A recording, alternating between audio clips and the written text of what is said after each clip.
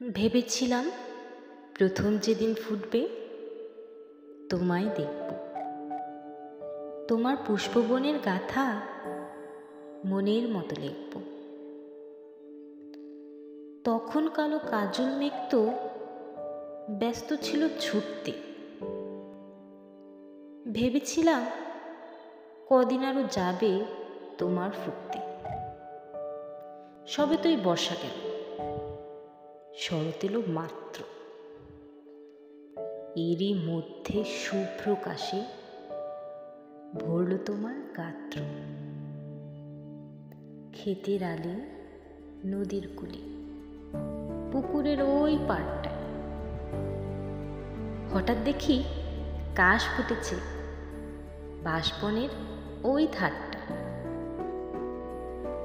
আকাশ থাকে মুখ নামিয়ে মাটির দিকে নুয়ে। দেখি ভোরের বাতাসে কাশ দুলছে মাটি ছুঁয়ে। কিন্তু কখন ফুটেছে তা কেউ পারে না বলতে। সবাই শুধু থমকে দাঁড়ায় গায়ের পথে চলতে। উচ্চ দোলা পাখির মতো কাশবনে এক কন্যে তুলছে কাশের ময়ূর চূড়া কালো খোপার জন্যে। শরৎ রানী যেন কাশের বোরখাখানি খুলে কাশবনের ওই আড়াল থেকে নাচছে দুলে দুলে।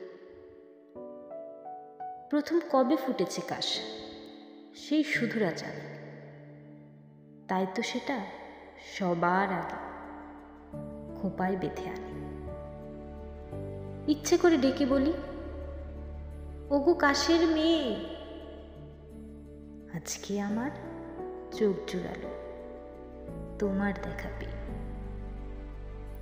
তোমার হাতে বন্দি আমার ভালোবাসার কাশ,